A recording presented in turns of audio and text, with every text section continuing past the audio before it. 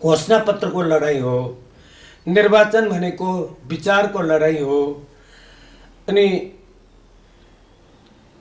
निर्वाचित जनप्रतिनिधिहरूले विगतमा घोषणापत्र र उनीहरूको कार्यको बीचमा तालमेल कतिको मिल्यो त्यो हामी मतदाताले हेर्न आवश्यक छ। विगतमा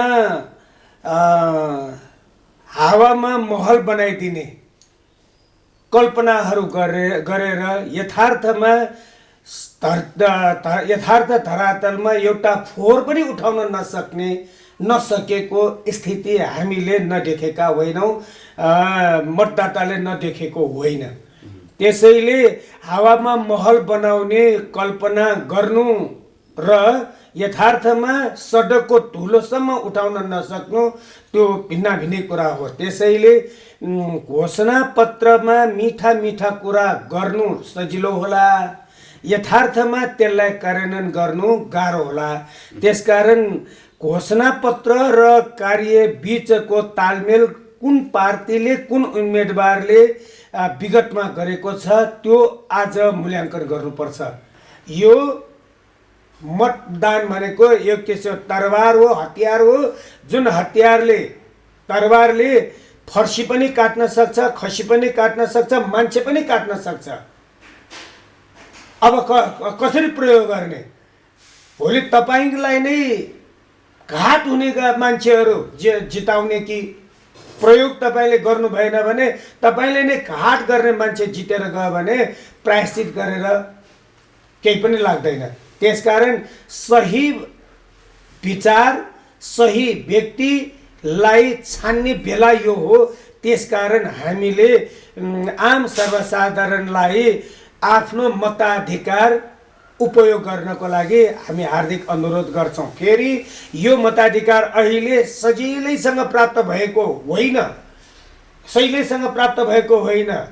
गलत मान्छे राजनीतिमा, शासन सत्तामा, सरकारमा गयो भनेदेखि त्यसले कस्तो परिणाम ल्याउँछ भन्ने कुरा छिमेकी हाम्रो अफगानिस्तान हामीले देखेका छौँ। अहिले त्यहाँ सत्ता परिवर्तन गर्न साथै हिजोसम्म छात्राहरू पनि खुसीका साथ स्कुलमा गइरहेका थिए, कलेजमा गइरहेका थिए। सत्ता परिवर्तन हुन साथ, तालिबानीहरू आउन साथ छात्राहरूलाई स्कुलमा प्रतिबन्ध लगायो। राजनीति त्यहाँ छ। ज्ञानेन्द्र सर, कार्यक्रममा स्वागत छ। नमस्कार, धन्यवाद। यति बेला स्थानीय तहको निर्वाचन अन्तर्गत विविध गतिविधिहरू हुन थालेको छ। यसपालिको स्थानीय तहको निर्वाचनलाई कसरी हेर्नु भएको छ? यो प्रजातन्त्रको एउटा सौन्दर्य हो निर्वाचन। यो आवधिक निर्वाचन हुनु पर्थ्यो, हुन लागेको छ, खुसी नै लागेको छ। निवृत्त शिक्षकहरू, त्यसै गरी प्राध्यापकहरूले पनि यो स्थानीय तहको निर्वाचनको बारेमा व्यापक रूपमा छलफल गरिसकेको खबर सुनेका छौँ। के कस्तो विषयहरूमा छलफल भयो निर्वाचनको सन्दर्भमा? होइन, यो निवृत्त शिक्षकको मात्र होइन, सर्वसाधारण सम्पूर्ण बालिक नागरिकहरूकै चासोको विषय हो।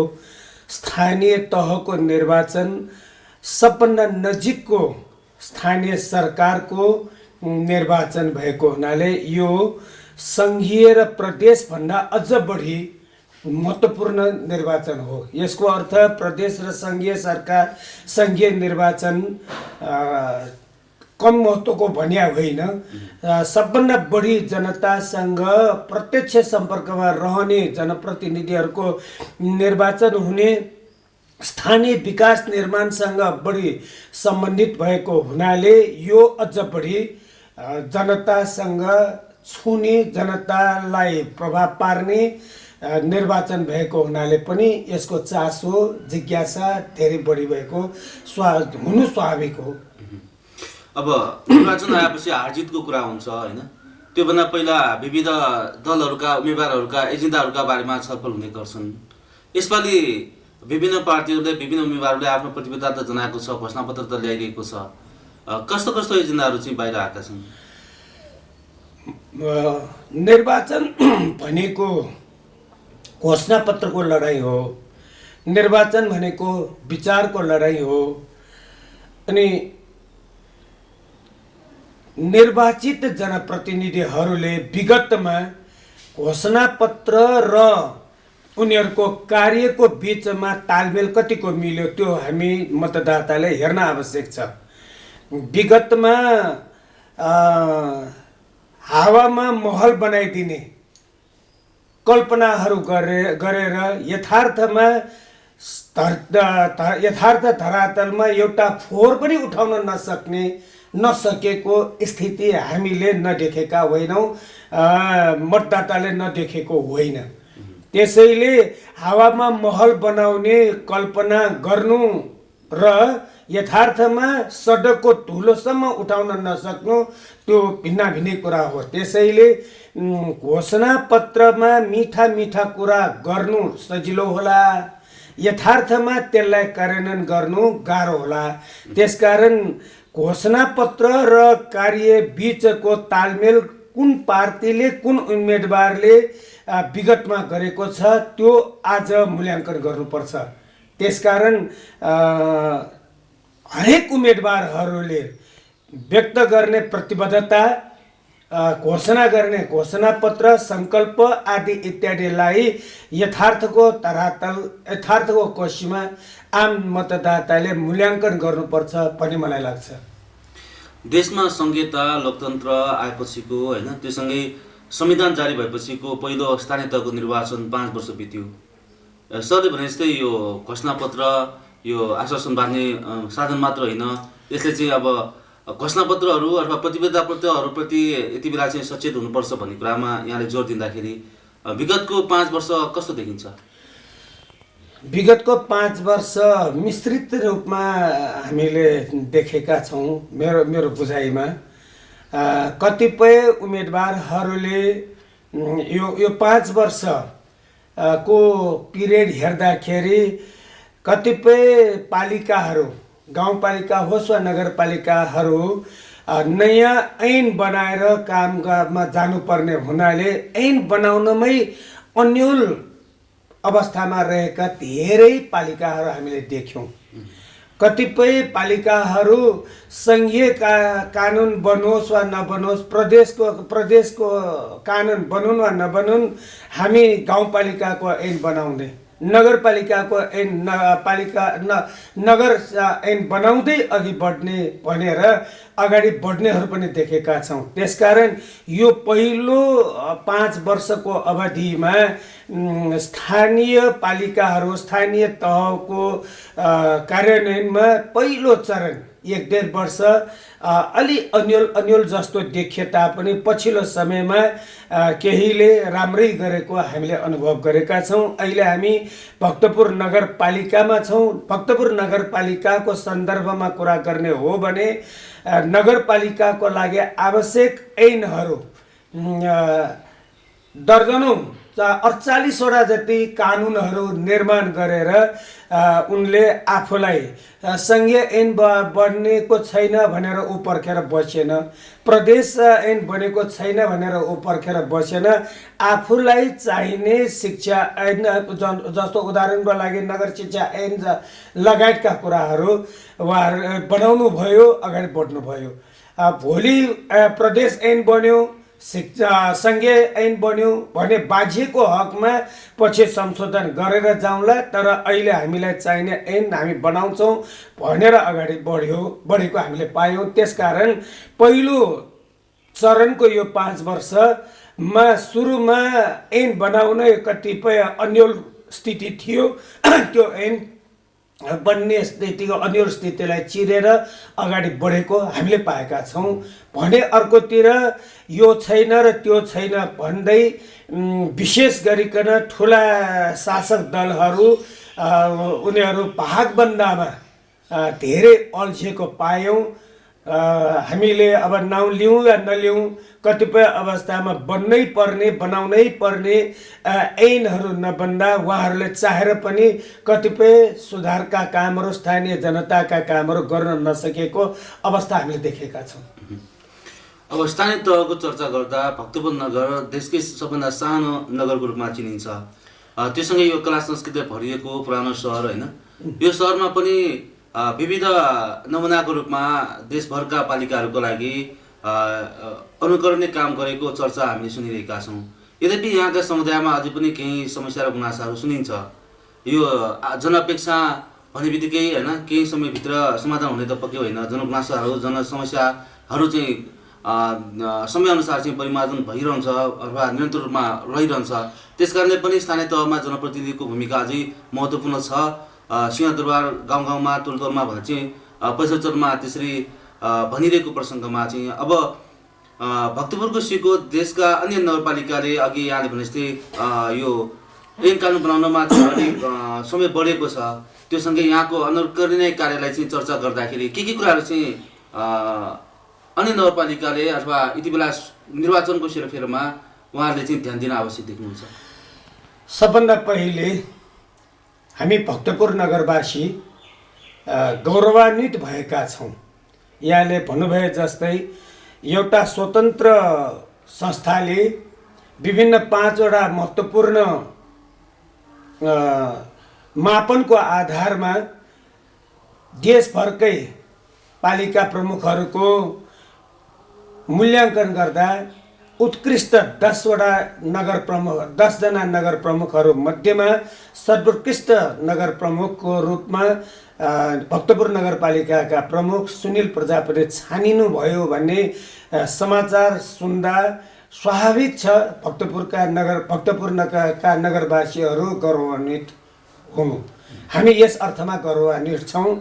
हाम्रा नगर प्रमुख देशभरकै उत्कृष्ट नगर प्रमुखहरूमा सर्वोत्कृष्ट बन्न सक्नु भएको छ। त्यस मानेमा हामी खुसी छौँ, हामी गौरवान्वित छौँ, उहाँलाई बधाई पनि छ। र यही आधारमा पनि अबको निर्वाचनमा उहाँ पुनः उम्मेदवार बन्नुभएको सायद होला, जे होस् उहाँ उम्मेदवार बन्नुभएको छ, यो खुसीको कुरा एउटा। दोस्रो, यहाँले भन्नुभयो गुनासाका कुराहरू। गुनासो नहुने हो भने प्रगति अवरुद्ध हुन्छ। त्यसैले प्रगति भनेको निरन्तर चल्ने प्रक्रिया हो, यो कहिल्यै टुङ्गिँदैन। त्यसकारण गुनासो नभएको क्षण हाम्रो प्रगति रोक्यो भन्ने कुरा बुझ्नुपर्छ। गुनासो हुन्छ र त प्रगति हुन्छ। केही समस्या आउँछ पाउने एउटा आधार भनेको हरेक गतिविधिको हरेक योजनाको चाहिँ पूर्ण कार्यान्वयन छ भन्ने कुरा नि बुझिन्छ नि होइन? पूर्ण सन्तुष्टि। मैले अघि भने हामी अब देशभरमा सर्वोत्कृष्ट नगरपालिका बन्यौँ, हाम्रो नगर प्रमुख बन्नुभयो, यस मानेमा हामी सन्तुष्ट छौँ। तर अझै पनि हाम्रा अगाडिका समस्याहरू त छन् नि, ती समस्याहरू अझै पनि कार्यान्वयन गर्न त बाँकी छ नि। यो विकास भन्ने कुरा, प्रगति भन्ने कुरा निरन्तर चलिरहने प्रक्रिया हुनाले यो कहिल्यै टुङ्गिँदैन। यो अब यति गरिसकेपछि अब त हाम्रो टुङ्ग्यो भन्ने कुरा कहिल्यै आउँदैन। त्यसो भन्नुको अर्थ बाहिरको समुदायले हेर्दाखेरि कति राम्रो वाह भनिरहेछन् होइन? नगरभित्रका साथीहरू, समर्थक साथीहरूले त ठिक छ, राम्रो छ भनेर चाहिँ उहाँहरूले पनि समर्थन जनाइरहनु भएको छ एक हिसाबले। तर विरोधीको दृष्टिकोणमा उहाँहरूले चाहिँ अझै पनि खैरो खनिरहेको देखिन्छ। त्यो किन भइरहेछ भने? होइन, यसो छ, दुईटा कुरा। तपाईँको विपक्षको धर्म जहिले पनि खैरो खन्नु नै हो, ठिक छ, त्यो त्यसमा हामीले कहीँ अन्यथा मान्नुहुन्न। तर विरोधका निम्ति विरोध गर्नेहरूलाई जनताले मूल्याङ्कन गर्नेछन्। यो यिनीहरूको विरोध साँच्चै नै विरोधका निम्ति विरोध मात्र हो कि यिनीहरूको विरोधको पछाडि सही कुरा छ भन्ने कुरा हेर्छन्। जस्तो तपाईँले अहिले भर्खरै भन्नुभयो जस्तै दुईटा कुरा यहाँ म उल्लेख गर्न चाहन्छु। भक्तपुर नगरपालिकाले खोप कलेज सञ्चालन गर्यो धेरै वर्षदेखि। इन्जिनियरिङ कलेजहरू सञ्चालन गर्यो धेरै वर्षदेखि। 7 वटा शैक्षिक संस्थाहरू सफलताका साथ सञ्चालन भइरहेको अवस्था छ। तर आफूलाई सङ्घीय सांसद भन्ने व्यक्तिले कुन ऐनको आधारमा शैक्षिक संस्थाहरू कलेजहरू सञ्चालन गरिरहेको छ? गैर कानुनी, उहाँको शब्दमा गैर कानुनी शब्द उहाँले प्रयोग गर्नु भएको छ। के साँच्चै नै नगरपालिकाले कलेज सञ्चालन गर्नु गैर कानुनी थियो र छ भने उहाँ, मेरो प्रश्न यही हो, उहाँ आफै मन्त्री बन्नुभएको पहिलो कुरा, उहाँकै पार्टीको मान्छे नेता शिक्षा मन्त्री बनेको बेला त्रिभुवन विश्वविद्यालयका उपकुलपति लगायतका भागभण्डामा प्रमुख पदाधिकारीहरू उहाँहरूकै पार्टीको मान्छे बनेको बेला कुन आधारमा हामीलाई स्वीकृति दियो, नगरपालिकालाई स्वीकृति दियो त्यो शैक्षिक संस्था सञ्चालन गर्न? उदाहरणको लागि हिजो नेकपा एमालेका नेकपा सभामा चाहिँ निर्वाचन हुनु पर्दा त खोपो कलेजको बारेमा, प्रेम सवालको बारेमा, नारायण दाईको बारेमा चाहिँ खूब चर्चा गर्थ्यो, प्रशंसा गर्थ्यो त्यही सांसदले, हैन? आज आएर चाहिँ विरोध गर्यो, यो चाहिँ उहाँकै माइनस प्लान हो भनेर चाहिँ सबैले चर्चा गरिरहेका छन्। मेरो अझै तपाईँको अघिको कुरामा मेरो जवाब, शिक्षा मन्त्री प्रदीप नेपाल उहाँहरूकै नेता हुनुहुन्थ्यो, उहाँहरूकै पालामा उच्च माध्यमिक शिक्षा परिषद गठन भयो। उच्च माध्यमिक शिक्षा परिषदले सम्बन्धन दियो, त्यही सम्बन्धनको आधारमा खोप माध्यमिक विद्यालय सञ्चालित छ भने अब उहाँ आफै अहिले गैरकानुनी ढङ्गबाट सञ्चालन गरेर भन्दै हुनुहुन्छ भने म उहाँलाई अनुरोध गर्न चाहन्छु र उहाँको कुरा मान्नेहरूलाई, उहाँका अनुयायीहरूलाई म अनुरोध गर्न चाहन्छु, कृपया गैरकानुनी ढङ्गले सञ्चालन गरेको खोपका भक्तपुर नगरपालिका अन्तर्गतका कलेजहरूमा उहाँहरूका अनुयायीहरूका सन्तानहरू भर्ना नगरिदिनु होला। किनभने जतिजना उहाँहरू आउनुहुन्न त्यतिजना अरू सर्वसाधारणले पढ्ने मौका पाउनेछन्। होइन भने आज खोप कलेजका विद्यार्थीहरूले, खोप इन्जिनियरिङ कलेजका विद्यार्थीहरूले देशमै उत्कृष्ट होइन सर्वोत्कृष्ट नतिजा परिणाम निकालिरहेको यथार्थ हाम्रो अगाडि छ। उहाँकै मुखबाट व्यक्त भएको छ पढाइ राम्रो छ, तर सर्टिफिकेट नकली हुन सक्छ। हो के भनेको हो, त्यो नक्कली सर्टिफिकेट, उहाँ आफै नक्कली काम गर्नुहुन्छ। के सांसद अपहरण गर्ने काम कानुन सम्मत थियो छ? उहाँमाथि लागेको अभियोग यो मेरो अभियोग होइन, आम जनसाधारण पत्रकारहरूले लगाएको अभियोग हो, पत्र पत्रिकामा पोखिएको विषय हो।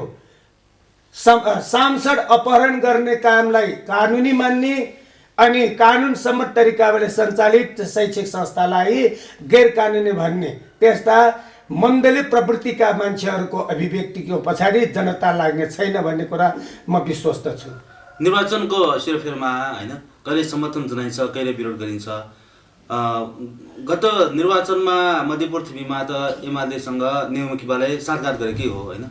अहिले चाहिँ विभिन्न दलहरू मिलेर चाहिँ यो गठबन्धनको चुनाव गर्दैछ भनेर चाहिँ चर्चा गर्छ। यसले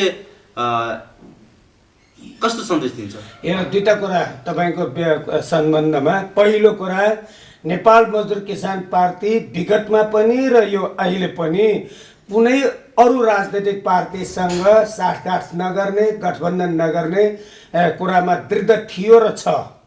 र यस्तो पार्टीको नीति विपरीत मध्यपुरका साथीहरूले एमालेसँग तालमेलको काम गर्यो। त्यसकारण उहाँहरू आलोचित हुनुभयो र उहाँहरूले आत्मालोचना गर्नुभएको छ गल्ती भयो भनेर, है, हामीबाट गल्ती भयो भनेर आत्मालोचना गर्नुभएको छ। यो पहिलो कुरा। दोस्रो कुरा, यदि उहाँहरूले तालमेल गर्नुभएकै थियो भने त्यो हिजोको तालमेलको परिणामलाई हेर्ने हो भने एमाले धोखेबाज हो, बेइमान हो भन्ने कुरा पुष्टि भएको छ। साँच्चै नै तालमेल भएको हो भने त्यो तालमेल अनुसारको परिणाम आउनु पर्थ्यो। परिणाम के देखियो भने नेमुखीपाको भोट जति प्रमुखले सोहोरेर लियो, नेमुखीपाका इमान्दार मतदाता कार्यकर्ताहरूले सबै भोट एमालेको पक्षधर प्रमुख पद मदन सुन्दरले भोट दिनेले इमानपूर्वक दिए, लिनेले स्वत लियो। तर आफूले प्रमुख पदको लागि दिने पर्ने ठाउँमा भोट नदिएको तथ्यले देखायो। 2-4 भोट 5-7 भोट मात्र तलमाथि परेको भएदेखि मतदाताहरूको मत बिग्रियो भन्न सकिएला। त्यो सयौँको अन्तरमा मत अन्तर आउनु भनेको एमालेले नेमुखीपालाई समझदारी अनुसार तालमेलको सम्झौता अनुसार भोट नदिएको तथ्यले पुष्टि हुन्छ। यसले के थाहा हुन्छ भनेदेखि एमाले धोखेबाज हो, बेइमान हो भन्ने कुरा पुष्टि हुन्छ। समुदाय पहिलाको चुनावमा चाहिँ कांग्रेस नजिक मानिन्थ्यो होइन। अब पछिल्लो चुनाव निर्वाचनमा एमालेको स्थानीय तहको प्रतिनिधि प्रमुखमा आए, त्यो जित्नुमा निमकिपाको महत्त्वपूर्ण हात छ भने चाहिँ त्यति बेलाको साँझारले देखियो। तर जुन इमान्दारीका साथ दुवै पक्षमा मतदान हुँदाखेरि बराबर आउनुपर्ने हो त्यो आएन र त्यस कारणले धोका दियो भन्ने कुरा त्यहाँ देखियो होइन। त्यो बेइमानी नै हो। यी कुरालाई चर्चा गर्दै अब आफू एक्लै लड्दाखेरि जित्ने ठाउँमा पनि जित्न सकेन साँझगारबाट, त्यसको नतिजाले देखाएर यसपालि चाहिँ स्वतन्त्र रूपमा अथवा आफ्नै धरातलमा उभिएर चाहिँ निर्वाचन भइरहेको छ। त्योसँगै अरू दलहरू चाहिँ अब गठबन्धनको भनेर चाहिँ आइरहेका छन् होइन। अब कति बेला प्रश्न सोध्छन् विगतका चुनावमा आफूहरू चाहिँ मिल्न मिल्ने, हामी मिल्न किन नमिले भनेर चाहिँ प्रश्न पनि गर्छन् होला भनेर सन्दर्भ जोडेको। मैले अघि सुरुमै के भने भन्दाखेरि निर्वाचन विचारको लडाइँ हो, विचारको लडाइँ हो। हार जित भनेको एउटा प्राविधिक कुरा हो। खेल सुरु भइसकेपछि एउटा हार्नु अर्को जित्नु, कोही जित्नु कोही हार्नु, त्यो स्वाभाविक प्रक्रिया हो। सबभन्दा पहिलो कुरा नेपाल मजदुर किसान पार्टीले सुरुदेखि भन्दै आएको विषय एउटा यहाँ उल्लेख गर्नु सान्दर्भिक होला। विगतमा पञ्चायती चुनावमा पनि नेपाल मजदुर किसान पार्टीले भाग लिएको थियो, तर कहिल्यै पनि उसले आफूलाई पञ्चको रूपमा, पञ्चायत व्यवस्था स्वीकारेको रूपमा त्यो चुनावमा भाग लिएको थिएन। एकदमै स्पष्ट। म आफै पनि वडा अध्यक्ष उम्मेदवारको रूपमा मात्रै जितेको अवस्था थियो, रेकर्ड छ। त हामीले पञ्चायती चुनाव उपयोग गरेर जित्दा पनि हामीले आफूलाई कहिल्यै पनि पञ्चको रूपमा स्वीकारेनौँ। प्रतिक्रियावादी भन्दा प्रतिक्रियावादी सङ्घ संस्थाभित्र गएर पनि जनताको सेवा गर्ने लेलिनवादी नीतिलाई अवलम्बन गरेर हामीले त्यसलाई उपयोग गरेका हौँ। पञ्चायतकै जरो काट्नको लागि हामी निरन्तर लाग्यौँ र पञ्चायत व्यवस्थालाई फाल्नमा हामीले गौरव महसुस गर्यौँ, त्यो आन्दोलनमा लाग्यौँ। अहिले पनि अहिले संसदीय व्यवस्था छ, सुन्नुहोस् है, अहिले संसदीय व्यवस्था छ। हाम्रो लक्ष्य यो संसदीय व्यवस्थालाई फलिफाप गर्ने, फलीभूत गर्ने हाम्रो लक्ष्य होइन। हामी क्रान्तिकारी संसदवादको पक्षधरका हौँ। यो संसदवाद भनेको, संसदीय व्यवस्था भनेको पुँजीवादी व्यवस्था हो। यो पुँजीवादी व्यवस्थालाई सपारेर सुधारेर कुनै किसिमबाट पनि वैज्ञानिक समाजवाद आउँदैन, समाजवादी गणतन्त्र आउँदैन भन्ने कुरामा हामी प्रष्ट छौँ। त्यसैले म माओवादी मित्रहरूलाई भन्न के चाहन्छु भने उहाँहरूले यो संसदीय व्यवस्थामा पस्दाखेरि भन्नुभएको थियो उहाँहरूले कि हामी परम्परागत संसदीय व्यवस्थाका पक्षपाती होइनौँ, हामी सुधारिएको संसदीय व्यवस्था भन्नुभएको थियो हिजो भाग लिँदाखेरि। तर आजसम्म आउँदाखेरि उहाँहरूको सुधारिएको संसदीय व्यवस्था साँच्चै भन्ने हो भने परम्परागत संसदीय व्यवस्था भन्दा पनि गुज्रेको अवस्थामा, खस्किएको अवस्थामा हामीले पाएका छौँ। किनभने उहाँहरू पद मात्र पाउने भए सम्पूर्ण विचार बन्धक राखेको हामीले देखिरहेका छौँ। विचारलाई बन्धक राखेर कुर्सीको निम्ति जे पनि गर्ने व्यवस्था, त्यो संसदीय व्यवस्था हो, त्यो पुँजीवादी व्यवस्था हो। त्यसको विरुद्धमा नेमकिपा छ। नेमकिपा एक हुनेछ तर आफ्नो विचारलाई कहिल्यै पनि बन्धक राख्दैन। सरले भन्नुभएको कुराले चर्चा गर्दाखेरि विगत पञ्चायत कालमा राजा थियो, राजतन्त्र थियो होइन, खुलेर चाहिँ राजनीति गर्न पाउँथेन। त्यति बेला निमकिपाको चर्चा गर्दाखेरि दुर्गम कर्णाली सरकार नपुगेको ठाउँमा पनि सङ्गठन विस्तार भएको थियो।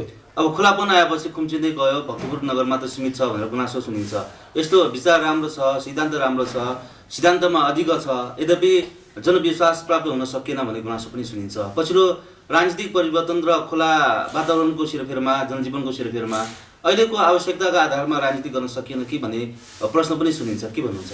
होइन, यो यसो छ, पुँजीवादी व्यवस्थालाई जसरी चिर्नु पर्ने थियो त्यो चिर्न नसक्नाले यो भएको हुन सक्छ। किनभने पुँजीवाद हो, यहाँ 2-4 हजारको कुरा होइन। तपाईँले देख्नु भएको छ, सञ्चार माध्यममा आएको तपाईँले सुन्नुभएको छ। एकजना सांसद नेपाली काङ्ग्रेसकोले प्रष्ट रूपमा के भनेका छन्, मैं 3 पटक त्यहाँ जितेँ, पहिलो 80,000मा 80,000 खर्च भयो, दोस्रोबाट 3 करोड खर्च भयो, त्यसपछिको वर्ष 6 करोड खर्च भयो। एउटा सांसद पदको लागि 6 करोड खर्च भयो। अब यो खर्च गर्न सक्ने कोही छ भनेर आफ्ना मतदाता आफ्ना कार्यकर्तालाई सोधेको सञ्चारमा हामीले देख्यौँ। त्यो त बाहिर आएको कुरा भयो। 6 करोड त त्यो 6 करोड भन्दा धेरै धेरै करोड खर्च गर्नेहरू यहाँ धेरै धेरै छन्। त्यसकारण यो पुँजीको यो पुँजीवादी चलखेलको विरुद्धमा तपाईँ हामी नेमकेपा लगायतका स्वच्छ निर्वाचनको पक्षपातीहरूको निम्ति यो चुनौती निश्चय पनि हो। अनि जनतालाई यसको विरुद्ध उभ्याउने प्रयास गर्नु यो चान्चुनको काम होइन। नेपाल मजदुर किसान पार्टीले त्यही गाह्रो काम गरेको छ। त्यो निश्चय पनि आज नभए भोलि र भोलि नभए पर्सि भए पनि यसमा सफल हुनेछ, हुनुपर्छ पनि। हजुर, चुनावमा पैसा विभिन्न सामानहरू बाँडेको भन्ने कुरा चाहिँ अब विभिन्न नेताहरूले व्यक्त गरेको खबरबाट प्रष्ट भएको छ। निर्वाचनको आचार संहिता उल्लङ्घन गरेर चाहिँ चुनाव जितेको भन्ने कुरा उहाँहरू आफैबाट भनिरहेको यति बेला सामाजिक सञ्जालमा पनि देखिरहेका छौँ। यो स्वच्छ निष्पक्ष भएरै तरिकाले निर्वाचन गर्नुपर्छ भनेर भन्दा होइन, घोषणापत्र मात्र देखाएर चाहिँ निर्वाचन कसरी हुन्छ? हामीले पहिलेदेखि भन्दै आएको कुरा के हो भने निर्वाचन एउटा जनताको राजनैतिक चेतना नाप्ने एउटा ब्यारोमिटर हो। त्यो ब्यारोमिटरले सङ्केत गर्छ जनताको राजनैतिक चेतना कति छ भन्ने कुरा देखाउँछ। अब विगतमा भक्तपुरका नेवारहरूलाई पञ्चहरूले के भन्थे भन्दा यी भक्तपुरका ज्यापुहरूलाई 2-4 कचौरा जाँडबाटै किन्न सकिन्छ भन्थे। ती भन्नेहरू गए। अहिले यहाँ यिनीहरूलाई यति करोड खर्च गरेर जिताउला, उति करोड खर्च गरेर जिताउला भन्नेहरू आइरहेका छन्। मलाई लाग्छ जनता जागरुक भएपछि, जनता सचेत भएपछि जनतालाई भेडा बाख्रा जस्तै किन्न सक्ने छैनन्, जनता बिक्ने छैनन्। हामीले देखेका छौँ सांसदहरू, ठुला शासक दलका सांसदहरू पैसामा बिकेको कुरा। त्यसकारण सिद्धान्तनिष्ठ राजनीति नगर्ने सांसदहरू नै भेडा बाख्रा सरी बिकेको हामीले देखेका छौँ। ती राजनैतिक रूपले सचेत नगर्ने, सङ्गठित नगर्ने राजनैतिक दलहरू जनतालाई भेडा बाख्रा सम्झन्छन्।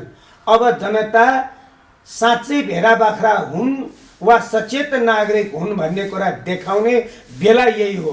म के भन्न चाहन्छु भने आम नेपाली मतदाता दाजुभाइहरू, तपाईँ हामीलाई भेडा बाख्रा सम्झेर केही पैसा दिएर भोज भतेर खुवाएर हामीलाई किन्ने यदि प्रयास गर्न दुस्साहस कसैले गर्छ भने त्यस्ताको पैसा नलिने होइन। यिनीहरूको दशकर्मले गरेर कमाएको पैसा त्यो होइन, देश लुटेर कमाइराखेको त्यो पैसालाई सकेसम्म धेरैभन्दा धेरै लिने धेरैभन्दा धेरै, तर मत आफ्नो स्वविवेकले जसलाई खान्छ त्यसलाई दिने।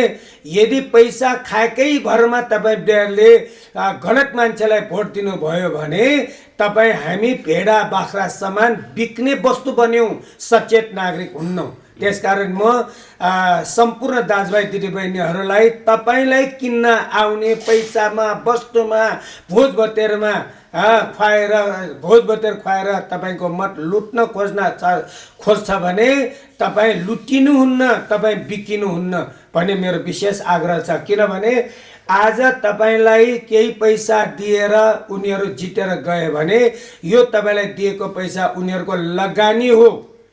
भोलि तपाईँले त्यस्ताको विरोध गर्न सक्नुहुन्न। तपाईँले केही भन्यो भने तँलाई यति पैसा दिएर भोट लिएको बर्तन नबोल भन्यो भने तपाईँको मुखमा बुझो लाग्छ। त्यसकारण तपाईँलाई म जानकारी गरौँ, म वडा अध्यक्ष चिर्दा 1 पैसा हामीले उम्मेदवारले खर्च गर्नु परेन, मैले खर्च गरिनँ। बरु जनताले भोट पनि दिए, नोट पनि दिए, खर्च जुटाइदिए। त्यसैले अहिले पनि हामी के भन्छौँ भने जनताले नै, हामी आम मतदाताले नै आफ्नो गच्छे अनुसार 10, 20, 50 रुपियाँ हामी दिन्छौँ पनि, मत पनि दिन्छौँ, नोट पनि दिन्छौँ। त दिएर जितेपछि ती उम्मेदवारलाई हाम्रो ऋणको भार लाग्छ, हाम्रो पैसाको भार लाग्छ, मतको भार लाग्छ। र त्यसपछि जनताको सेवा नगरे हामी उनीहरूलाई कठालो समात्न पाउँछौँ। कठालो समाउने नैतिक अधिकार हामीमा हुन्छ। हामीले गर्दै आएको यही हो। त्यसकारण हाम्रा उम्मेदवारहरू जो जितेर गएका छन् उहाँहरूले इमान्दारीपूर्वक काम गर्नु पर्थ्यो र गर्नुभएको छ। अब पछिल्लो चरणमा सिंहदरबार विभिन्न मन्त्रालयहरूसँग साँठगाँठ भएका, प्रदेश सरकारसँग साँठगाँठ भएका उम्मेदवारहरूले, जनप्रतिनिधिहरूले, राजनीतिक दलहरूले चाहिँ आफ्नो क्षेत्रको विकासका लागि विभिन्न किसिमले बजेट ल्याएर चाहिँ समुदायलाई चाहिँ सेवा दिएका हुन्छन्। जस्तै त्यसरी चाहिँ आफ्नो क्षेत्र अथवा स्थानीय तहभन्दा बाहिरबाट चाहिँ स्रोतहरू अथवा एनजिओ आइएनजिओबाट चाहिँ ल्याउन सक्छ, सेवा दिन सक्छ, उनीहरूप्रति आकर्षित भएको पनि देखियो। यसोभन्दा सिद्धान्त घोषणापत्र एउटा आदर्शको कुरा मात्र देखियो। व्यवहारमा चाहिँ यो विकास निर्माण जहाँबाट देखियो त्यतातिर मान्छेको विश्वास ढल्केको देखिन्छ। कसैले खानपानी दियो, बाटोघाटो बनाइदियो, जागिर दियो, त्यसैको पछि लागेको देखिन्छ। यो सही अभ्यास हो कि गलत हो? सुन्नुहोस्, मेरो बुझाइमा विकास भन्ने कुरा सही विचारबाट निर्देशित हुन्छ। विचार प्रधान हुन्छ, विकास दोस्रो गौण विषय हुन्छ। यसो भन्दाखेरि विकास पहिलो हो, विचार दोस्रो हो भन्नेहरू पनि छन्। म उहाँ साथीहरूलाई के भन्न चाहन्छु भने हिजो राणा शासनलाई हामीले किन विरोध गर्यौँ? विकास नगरेर होइन, विचारमा स्वतन्त्रता नभएर हो। राणा शासनमा प्रजातन्त्र भएन भनेर हो। हामीलाई स्वतन्त्र विचारमा स्वतन्त्रता भएन भनेरै हामीले राणा शासनको विरोध गरेका हौँ, विकास नभएर होइन। विचारलाई मान्यता नराखिकन विकासको मात्र कुरा गर्ने हो भने सोच्नुहोस् त, एकचोटि भक्तपुरमा अस्पताल खोल्ने राणा शासन चन्द्र शमशेर नै हो। तपाईँ अहिले भक्तपुर अस्पतालको पुरानो बिल्डिङमा त्यहाँ हेर्न जानुहोस्, गेटमा चन्द्र अस्पताल त्यहाँ छ, त्रिचन्द्र कलेज छ, वीर अस्पताल आज पनि ठुलो अस्पतालको रूपमा स्थापित छ। तपाईँले हाम्रो टोल बजारतिर हेर्न जानुभयो भने ठाउँ ठाउँमा अहिले पनि वीरधारा देख्न पाइन्छ। वीर शमशेरले राखेको वीरधारा हवाईजहाज उनीहरूले नै ल्याए पहिलोचोटि। त्यो आम जनताको पहुँचमा पुग्नु नपुग्नु दोषो हो, प्रविधि ल्याए भित्राए। टेलिफोन उनीहरूले ल्याए, बिजुली उनीहरूले नै ल्याए। यसरी हेर्ने हो भने विकास भनेको सापेक्षतामा हेर्ने कुरा हो। उनीहरूले विकास नगरेकै हो, विकास गरेकै छैन भन्न हुँदैन। त्यो विकास कुन कतिसम्मको जनताको पहुँचमा पुग्यो भन्ने कुरा दोस्रो, तर विकास त ल्याए नि। मान्छेलाई बोकाएरै भए पनि मोटर ल्याए काठमाडौँमा, मोटर गरे नि। तर जतिसुकै विकास गरे पनि, जति एसियामा दोस्रो देश बिजुली बनेको देश राणाहरूले सुन्दरी के अरे हाम्रो फर्पिङ जलविद्युत आयोजना। यो हिसाबले हेर्ने हो भने विकास उनीहरूले पनि नगरेका होइनन्, तर जतिसुकै विकास गरे पनि उनीहरूले जनताको विचारमा बिर्को लगाए। त्यसैले विचारलाई बिर्को लगाउनेहरूको विरोधमा जनता जागे, राणालाई फाले। त्यसपछि अझ तीव्र रूपमा शैक्षिक संस्थाहरू खोले, तीव्र रूपमा विकासका कुराहरू अगाडि बढेको हो। त्यसरी नै अहिले पनि, अहिलेको सन्दर्भमा पनि यदि विकासकै निम्ति विचारलाई बन्धक राखेर एनजिओ आइएनजिओहरूलाई साथमा लिने, शरणमा जाने हो भने यसले हामीलाई आत्मनिर्भर बनाउँदैन। नेपाल मजदुर किसान पार्टी विदेशीको सहयोगमा हुने विकासको पक्षपाती होइन। हामी आफ्नै खुट्टामा उभिनुपर्छ, जनताकै बलमा विकास निर्माणलाई उभ्याउनु पर्छ। यो दिगो विकास हुन्छ, यसमा अपनत्व भाव हुन्छ भन्ने पक्षमा छ। तपाईँले प्रसङ्ग उठाइहाल्नुभयो कि भक्तपुर नगरपालिकालाई 1 अर्ब 20 करोड रुपियाँ सहयोग गर्न आएकै हो हाम्रो जर्मन सरकारले सम्झौता गरेकै हो। त्यो कार्यान्वयनको चरणमा निर्वाचित भएर गएको पहिलो सुरुको चरणमा सम्झौता लागू गर्दै यहाँको सम्पदा संरक्षणको निम्ति भनेर उनीहरू कार्यान्वयनको लागि आएकै हुन्। तर उनीहरूले राखेका शर्तहरू आज आम नेपाली जनताको बिचमा एमसिसीको जति चर्चा भयो त्यस्तै किसिमका शर्तहरू देशका हामी देशभक्त नेपालीहरूको स्वाभिमानमा आँच आउने शर्तहरू देखिएपछि यहाँ सम्पदा निर्माणको क्रममा कहीँ कतै विवाद भयो भने त्यो विवादको छिनोफानो यहाँको अदालतमा होइन, जर्मन सरकारको अदालतमा हुन्छ भन्ने जस्ता कुराहरू भएपछि अनि यस्ता ती शर्तहरू हट्छ भने निशर्त रूपमा त्यो पैसा आउँछ भने हामी त्यो काम उपयोग गर्छौँ। हामीलाई सहयोग गर्न आएकोमा धन्यवाद दिन्छौँ र त्यो रकमलाई सही ढङ्गले सदुपयोग गरेर देखाउँछौँ। तर शर्तलाई स्वीकार्नै पर्ने भयो भनेदेखि ती शर्तहरू हाम्रो स्वाभिमानले दिँदैन, मान्दैन भनेर त्यसलाई हामीले फिर्ता पठायौँ, स्वीकारेनौँ। तर नस्वीकार्दैमा हाम्रो सम्पदा संरक्षणमा कहीँ कतै कुनै पनि रोकावट भएन। हामीले देखेका छौँ, प्रकाशित भएको छ, दर्जनौँ किताबहरू प्रकाशित भएका छन्। त्यो निर्माणको 5 तले मन्दिर बडा उत्सवका साथ भक्तपुरका जनताले निर्माण गरेर देखाए, भैरवनाथको मन्दिर बनाएर देखाए होइन। हामीले देखेका छौँ बटसला टेम्पल बनाएर देखाए, रानी पोखरी, भक्तपुरको रानी पोखरी, काठमाडौँको भन्दा जेठो रानी पोखरी हामीले निर्माण गरेर देखायौँ। सम्पदा संरक्षणमा विदेशको भर पर्यो भने त्यहाँ विदेशी पैसा हो, सस्तो ढङ्गले हेरिन्छ, सस्तो व्यवसायले पखाला लाग्छ, त्यहाँ त्यो निर्माणमा जनचासो कम हुन्छ त्यहाँ। त्यसकारणले अपनत्वका साथ आत्मनिर्भर भएर जनतालाई नै जगाएर गर्ने विकासमा अपनत्व भाव हुन्छ र त्यो गरेर देखाइदिएको छ भक्तपुर नगरपालिकाले। हजुर, अब गन्तव्य कम्युनिस्टहरूको साम्यवाद समाजवादतिर छ होइन, अब त्यो दिशा कहिले पुग्छ भन्ने छैन। अहिले चाहिँ पद र पैसाको सेरोफेरोमा घुमिरहेको प्रसङ्गमा होइन, समुदायमा मतदान गर्ने, कतिचोटि मतदान दिने होइन, अब कतिपय त निराश भएर चुप लागेको बसेको खबर पनि सुन्छौँ। हरेक 5-5 वर्षमा निर्वाचन आउँछ, मतदान गर्छौँ, उपलब्धि के भयो त हामी रोजीरोटीको लागि त्यतिकै व्यस्त हुनुपर्छ भन्ने चाहिँ गुनासो पनि सुनिन्छ। आम सर्वसाधारण नेपाली समुदायमा यी कुरालाई सन्देश कसरी दिने, जसको परिणाम यति बेला निर्वाचन हुँदाखेरि पनि अधिकांश क्षेत्रमा 2-4% अझै पनि मतदान गरेको मत चाहिँ बदल हुने गरेको छ। शैक्षिक क्षेत्रमा पर्याप्त रूपमा शिक्षा नपुगेको हो कि होइन, यो विषयमा पनि चर्चा गर्दै आजको कुराकानीमा के छ श्रोता समुदायमा भन्नुपर्ने कुरा? सबभन्दा पहिले तपाईँले नो भोटको सन्दर्भ उठाउन खोज्नु भएको जस्तो लाग्यो। जो जोगी आए पनि काने चेरेका भन्ने जस्तो अभिव्यक्ति सर्वसाधारणमा कहीँ कतै नसुनिएको विषय होइन।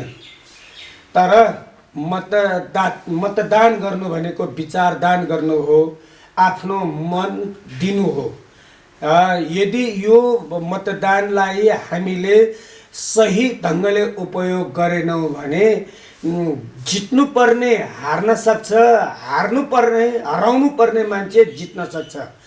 गलत मान्छे जितेर गयो भने आजका उम्मेदवारहरू, आजका जनप्रतिनिधिहरूले यो गरेन त्यो गरेन भनेर नगरेको मात्र हामी गुनासो गरेका छौँ भने भोलि गलत मान्छे जितेर गएको खण्डमा त्यो भन्दा पनि लौ न यो पनि बिगार्यो, त्यो पनि बिगार्यो, यसो बिगार्यो भनेर प्रायश्चित गरेर उँभो लाग्दैन। यो मतदान भनेको एक किसिम तरवार हो, हतियार हो, जुन तरवारले फर्सी पनि काट्न सक्छ, खसी पनि काट्न सक्छ, मान्छे पनि काट्न सक्छ। अब कसरी प्रयोग गर्ने? भोलि तपाईँलाई नै घात हुने मान्छेहरू जिताउने कि प्रयोग तपाईँले गर्नु भएन भने तपाईँले नै घात गर्ने मान्छे जितेर गयो भने प्रायश्चित गरेर केही पनि लाग्दैन। त्यसकारण सही विचार, सही व्यक्तिलाई छान्ने बेला यो हो।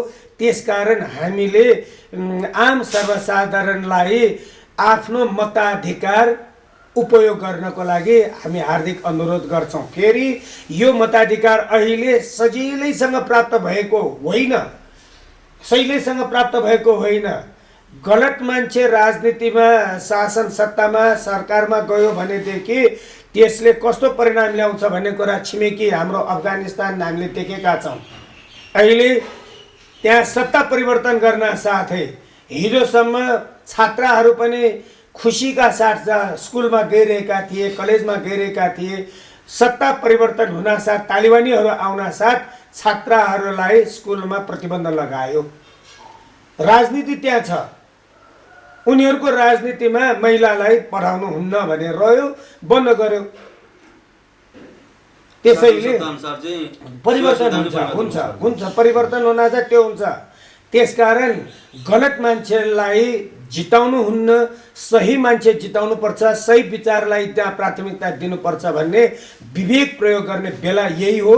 त्यसकारणले मतदान गर्दिनँ म, जुनसुकै जोगे आए पनि कानै चिरेका भनेर सबैलाई सोलो दोलो एउटै ढङ्गले हेर्नु हुँदैन।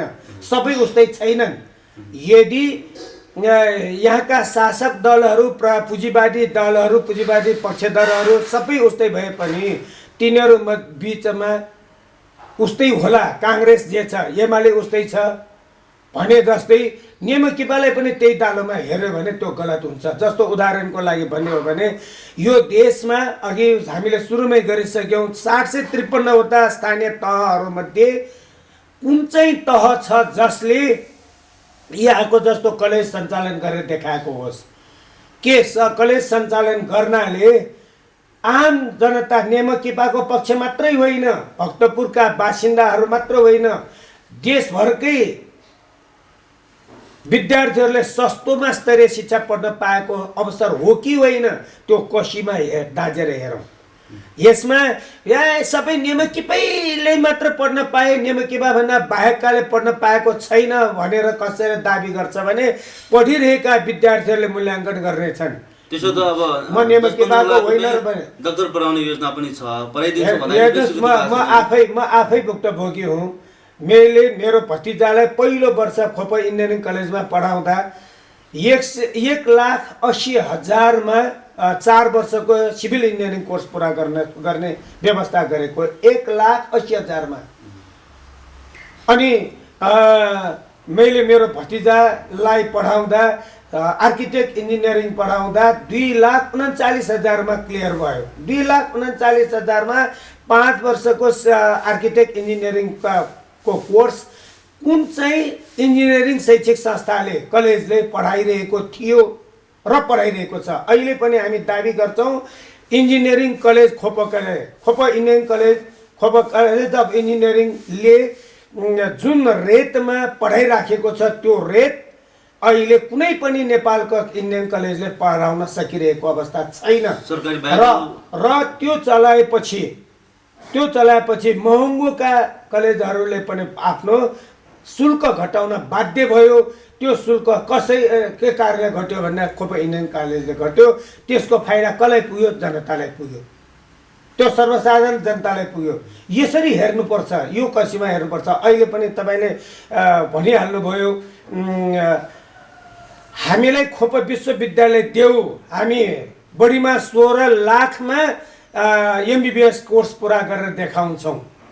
अहिले सरकारकै रेट भन्ने हो भने पनि 40-45 लाखको कुरा छ र अझ व्यवहारिक हिसाबले जाने हो भने 60-70 लाखभन्दा बढी खर्च भइरहेको अवस्था छ। 60-70 लाख, अझ कहीँ 1 करोड पनि खर्च भएको कुरा सुन्नमा आइरहेको छ भने यो झन्डै करोड खर्च हुने एमबीबीएसलाई 10-15 लाखमा हामी पढाउँछौँ भन्दाखेरि दिइरहेको छैन। किन छैन भन्दाखेरि यी शिक्षालाई व्यापार गरेर कमाउन पल्केका शैक्षिक माफियाहरूले रोकिराखेको छ। यो अघि खोप कलेज गैर कानुनी भन्नेहरू त्यस्तै शैक्षिक माफियाको चङ्गुलमा पर्नेहरूले रोकिराखेको छ। यो आम जनताले बुझ्नुपर्ने कुरा हो, आम जनताले बुझ्नुपर्ने कुरा हो। अब अनि दोस्रो कुरा तपाईँले अघि साम्यवादको सन्दर्भ पनि उठाउनु भयो। हामी प्रष्ट छौँ यस्ता निर्वाचन पुँजीवादी निर्वाचनहरूबाट जित्दैमा साम्यवाद आउँछ, समाजवाद आउँछ भन्ने कुरामा हामीलाई रत्तिभर पनि विश्वास छैन। समाजवादी गणतन्त्रको लागि, समाजवादी शासन व्यवस्थाको लागि परिवर्तन खाँचो छ, आवश्यक छ, क्रान्ति आवश्यक छ। त्यही पूर्वाधार निर्माणमा हामी छौँ। भनेपछि आमूल परिवर्तन बिना समाजवाद गर्दैनौँ। हामी वातावरण चाहिँ बनाउनु पर्छ भन्छ नि। वातावरण बनाउने क्रममै हामी छौँ। त्यसैले जनतालाई सचेत बनाउने, यो निर्वाचनलाई पनि वर्ग सङ्घर्षको एउटा चरणको रूपमा उपयोग हामी गर्छौँ। त्यसैले स्थानीय यो हाम्रो घोषणापत्र तपाईँले हेर्नुहोला। यो घोषणापत्रमा खालि विकास निर्माणका मिठा मिठा कुरा मात्र छैन, विचारका कुराहरू पनि छन्। त्यसै कारणले अब लोकतन्त्रमा विभिन्न भाषाभाषीका, जनजातिकादेखि होइन विभिन्न विचारका समुदाय सङ्गठित रूपमा लागिरहेको छ, स्वतन्त्र रूपमा लागिरहेको छ। अब निमित्तबाको जस्तो धारणा अर्को नहुन सक्छ, अरूको धारणा निमित्तबाको जस्तो नहुन सक्छ। यो लोकतान्त्रिक मुलुकमा होइन सिद्धान्त र व्यवहारमा हेर्दाखेरि अब कसरी अगाडि बढ्नुपर्छ? तपाईँको यो पछिल्लो प्रश्न भन्दा अघि तपाईँले एउटा शिक्षकको सन्दर्भ पनि कुरा उठाउनु भएको थियो। मतलाई सदर गर्ने सन्दर्भ कुरा उठाउनु भएको थियो। त्यो सन्दर्भ पनि अलिकति प्रश्न पार्न चाहन्छु। हिजो हाम्रा विद्यार्थीहरू, म बागेश्वरी स्कुलसँग अहिले पनि सम्बन्धित छु, यद्यपि म निवृत्त भएँ र पनि +2 को संयोजक हुँ। म 11-12 को कलेजको म संयोजक हुँ। हिजो एसईई परीक्षा दिइसकेका हाम्रा विद्यार्थीहरू करिब 280 जना, 278 जना विद्यार्थीहरूलाई हामीले स्कुलमा बोलायौँ। उहाँहरूलाई, हाम्रा विद्यार्थीहरूलाई हामीले फरक फरक कक्षा कोठाहरूमा राखेर, विभिन्न समूहमा राखेर केही कुराहरू भन्यौँ। पहिलो कुरा, अबको फुर्सदको समय, अब एसईको अहिले त रिजल्ट नभएसम्म उनीहरू फुर्सदमा हुन्छन्। त्यो फुर्सदको समय सदुपयोग गर्न विभिन्न पठनीय किताबहरूको हामीले सिफारिस गर्यौँ। विभिन्न यात्रामा डुल्ने घुम्ने छौँ भने ती गन्तव्य स्थानहरूको बारेमा हामीले सुझाव दियौँ। जहाँ जाने हो त्यहाँको बारेमा नियात्रा लेख्ने हो कि संस्मरण लेख्ने हो कि, त्यो लेख्नको लागि, पढ्नको लागि हामीले सुझाव दियौँ। र त्यसपछि हामीले अहिले सामाजिक सञ्जाल, यस्तो मोबाइल आदि इत्यादि सब प्रयोग गर्ने हो भने साइबर अपराधको बारेमा हामीले सचेत बनायौँ। होसियारीपूर्वक सामाजिक सञ्जाल सञ्चालन गर्नको लागि भनेर हामी सचेत बनायौँ। र अन्तमा उहाँहरूलाई भला 18 वर्ष पुगेको छैन, बालिक होइन, तर पनि सामाजिक शिक्षा त हामीले पढाएका छौँ नि। सामाजिक शिक्षामा घोषणापत्र के हो भन्ने कुरा, त्यहाँ तपाईँ मेयर उम्मेदवार हो भने घोषणापत्र कसरी लेख्नुहुन्छ भन्ने प्रश्न पढाउनु पर्छ। निर्वाचनको कुरा पढाउनु पर्छ, मतदानको कुरा पढाउनु पर्छ। त्यसकारण अब यो मतदानको सेरोफेरोमा, सङ्घारमा त्यो 278 जना विद्यार्थीहरूलाई हामीले नमुना मतपत्र देखाएर यसरी दियो भने सदर हुन्छ, यसरी दियो भने बदर हुन्छ भने मतपत्र अगाडि राखेर सदर र बदरका कुराहरू हामीले सिकायौँ। कतिपय हाम्रा मतदाताहरू यति इमान्दार छन्, अरू एकजना उम्मेदवार आउँछ, मेरो यो चिन्हमा छाप लगाइदिनु है भन्छ। हुन्छ बाबु, म मतदानमा तपाईँको चिन्ह छाप लगाइदिन्छु भन्छ। अर्को आउँछ, मलाई पनि यो लगाइदेऊ भन्छ, हुन्छ भनेर लगाइदिन्छ। एउटै उम्मेदवार भनौँ, वडा अध्यक्ष उम्मेदवारमै पनि उसलाई पनि 2 जना भए 2 जना, तिनैजनालाई सबैलाई किन चित्त दुखाउने भन्दै मतदान गरिदियो भनेदेखि त्यो एउटा पनि सदर हुँदैन। तिनैजनालाई भोट दिए, 4जनालाई दिए भनेर त्यो दियो भने मत खेर जान्छ। त्यसकारण एकजना एउटा पदको लागि एउटा मात्र छाप लगाउने है, मतपत्र नै देखाएर हामीले सिकायौँ। पहिलो स्वस्तिक छाप बाहेक अहिले पनि तपाईँ यहाँ मेरो औँला देख्नु होला, त्यो छाप, त्यहाँ औँठा छाप लाउनेहरू पनि हामीले देखेका छौँ मतगणनामा। त्यो औँठा छाप लाउने होइन, स्वस्तिक छाप नै लाउने भनेर हामीले त्यो गरेरै देखायौँ। विद्यार्थीहरूलाई अभिभावकहरूलाई त्यो सचेतता जनचेतना जगाउने भूमिका विद्यार्थीहरूले पनि गर्न सक्छन्, गर्नुपर्छ भनेर हामीले त्यो सिकायौँ। पहिलो सिकाउने मात्र होइन, अब सिकाइसकेपछि हामीले त्यही नमुना मतपत्र, त्यहाँ रुख पनि छैन, मादल पनि छैन भनौँ, त्यहाँ के अरे सूर्य पनि छैन, त्यहाँ विभिन्न अरू चिन्हहरू छन्, नमुना मतपत्र दिएर हामीले मतदान पनि गरायौँ। त्यति गरिसकेपछि त्यहाँ राजनीति गर्यो भने आरोप पनि दिन्छ होला हैन? यदि यसो गर्नलाई नै राजनीति गर्यो भनेदेखि सामाजिक शिक्षा पढाउनै हुन्थ्यो पहिलो कुरा। दोस्रो कुरा, मान्छे मात्रै त्यस्तो प्राणी हो जो राजनीतिक प्राणी हो। मान्छेले राजनीति गर्नु पाउनु उनको नैसर्गिक अधिकार हो। मान्छे भएपछि उसले राजनीति गर्छ। मान्छे हामी शिक्षकहरू अझ त्यसमा शिक्षित भएको नाताले हामीले हाम्रा नागरिक विद्यार्थीहरूलाई सचेत बनाउनु हाम्रो दायित्व हो, कर्तव्य हो। हामीले विद्यार्थीहरूलाई यसमा मात्र हाल भनेर सिकाएनौँ।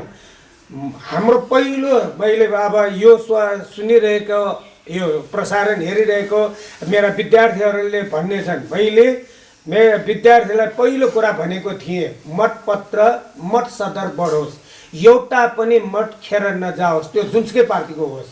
मतदान मत बदर नहुनु आफै एउटा सचेत नागरिकको सङ्केत हो, बिम्ब हो, प्रतीक हो। त्यसैले मत बदर नहोस् यसै त्यहाँ भनेर सिकाए पहिलो कुरा। दोस्रो कुरा, मत माग्न आउने कुनै पनि उम्मेदवार वा पार्टीको किन नहोस्, तिनीहरूसँग भाइ बहिनीहरूले घोषणापत्र माग्न नबिर्सनु भनेको थिएँ। किनभने यो हिजो हामीले क्लासमा पढ्थ्यौँ त्यो केवल थ्योरी हो। अब त्यही पढेको थ्योरीलाई, सिद्धान्तलाई अब व्यवहारमा देख्ने, भोग्ने, गर्ने बेला हो। त्यसकारण जुनसुकै पार्टी आयो भने तपाईँहरूको घोषणापत्र के छ हेरौँ भनेर माग्नुहोस्। घोषणापत्र माग्न जान्यो भने मात्रै पनि हाम्रो मतदाताको सचेतताको एउटा तह उठ्यो भन्ने कुरा जनाउँछ। त्यसैले जुनसुकै उम्मेदवारसँग पनि, जुनसुकै पार्टीसँग पनि घोषणापत्र माग्न नबिर्सनु भनेको छु। तेस्रो, घोषणापत्र लिनको लागि लिने होइन, माग्नको लागि माग्ने होइन, त्यो पढ्ने हो, तुलना गर्ने हो। है, कसको घोषणापत्रमा के कुरा छ, कसको घोषणापत्रमा कस्तो कुरा छ भन्ने हो, हेर्ने हो। त्यसपछि अन्तिम कुरा के हो भने घोषणापत्रमा जसले जेसुकै जतिसुकै राम्रो कुरा लेखेको किन नहोस्, उनीहरूको विगत कस्तो छ, काम कुरो राम्रो लेख्ने, काम खराब गर्ने हो भने यो कुरामा विश्वास नगर्ने, काममा विश्वास गर्ने। उनीहरूले गरेको कामलाई राम्ररी मूल्याङ्कन गर्नु भनेको थिएँ। यो पार्टी र त्यो पार्टीको रूपमा होइन, आम रूपमा मैले यही कुराहरू भने। मलाई लाग्छ हाम्रा विद्यार्थीहरू जो 278 जना जो विद्यार्थीहरू छन्, तिनीहरूले आफ्ना अभिभावकहरूलाई, आफ्नो समुदायमा यो सन्देश फैलायो भने हाम्रो बदर मतको सङ्ख्या घट्छ भन्ने कुरामा म विश्वास गर्छु। र यो काम बागेश्वरी माविका शिक्षकहरूले गरे जस्तो यो काम सम्पूर्ण शिक्षकहरूले गर्नु पर्थ्यो, गर्नु होला भन्ने म विश्वास गर्छु। अहिले निर्वाचन आयोगले चाहिँ मतदाता शिक्षालाई प्राथमिकता दिएन भन्ने गुनासो सुनिन्छ। अब विद्यालय स्तरमा चाहिँ आम समुदायमा मतदान गर्ने प्रक्रियाका बारेमा जानकारी दिन विद्यार्थीहरूलाई उपयोग गर्नुभएको छ होइन। अब आजको कुराकानीमा आम दर्शकहरूमा, श्रोता मित्रमा, निवृत्त शिक्षकको हिसाबमा होइन, अहिले क्रियाशील रहेको शिक्षण पेसाको सेरफेरमा शिक्षकहरूले जुन स्थानीय तहको निर्वाचनलाई हेरिएको अथवा नजिकबाट हेरिरहेको विविध पार्टीले ल्याएका उम्मेदवारहरूले प्रस्तुत गरिरहेका घोषणापत्र र प्रतिबद्धता पत्रप्रति समीक्षा गरिरहँदाखेरि भन्नै पर्ने कुरा आजलाई हिजो हामी निवृत्त शिक्षक समाज, सेवानिवृत्त शिक्षक समाज हामीले गठन गरेका छौँ। सेवानिवृत्त शिक्षक समाजले केही दिन अगाडि मात्रै 9 वर्ष 2079 को उपलक्ष्यमा शुभकामना आदान प्रदान गऱ्यौँ। हामीले अब 20 गते अर्थात् पर्सि होला होइन, पर्सि विभिन्न राजनैतिक पार्टीहरूका घोषणापत्रलाई तुलनात्मक अध्ययन गर्ने कार्यक्रम राखेका छौँ। विभिन्न साथीहरूलाई हामीले जिम्मा दिएका छौँ।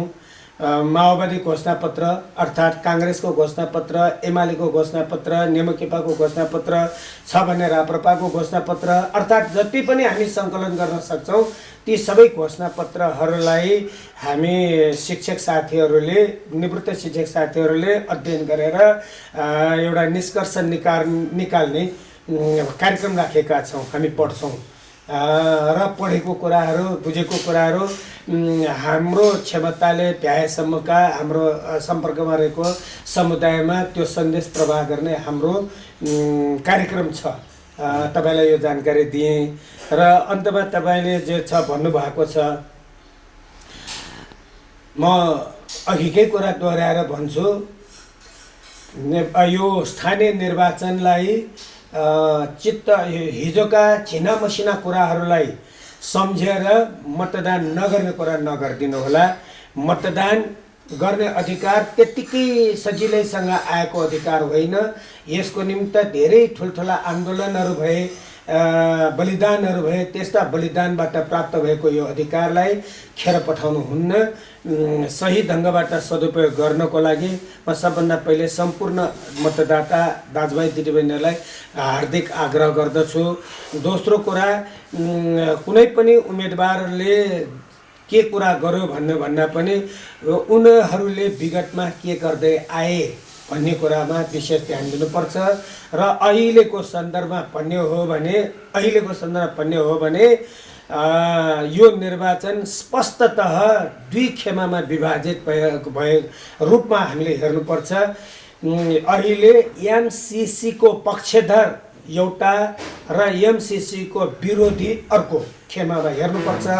एमसिसीलाई संसदले अत्यन्त बहुमतले पास गर्यो भनेर भन्ने कसैलाई लाग्छ भने जतिसुकै बहुमतले पास गरे पनि भोलिको दिनमा यदि हाम्रो देश रणभूमि बन्यो भने ती सबै पक्षधरहरू जिम्मेवार हुनेछन्। यो सानोतिनो विषय यो निश्चय पनि होइन। नेपालले अवलम्बन गर्दै आएको असंलग्न परराष्ट्र नीतिको विपरीत अब नेपालको हाम्रो सरकार अमेरिकी सैन्य सङ्गठनको पक्षमा उभिएको छ। नेपालले अहिलेसम्म अवलम्बन गर्दै आएको पञ्चशीलको सिद्धान्तको विरुद्धमा यो एमसिसी गएको छ। नेपालको सार्वभौमिकतामाथि आँच आउने काम, सार्वभौमिकता घुम्ने काम यो एमसिसीले गरेको छ। यदि नेपाली जनता जो स्वाभिमान छ, सार्वभौम छ, असंलग्न परराष्ट्र नीतिको पक्षमा छ, पञ्चशीलको सिद्धान्तको पक्षमा छ भने, अमेरिकी साम्राज्यवादको विरोधमा छ भने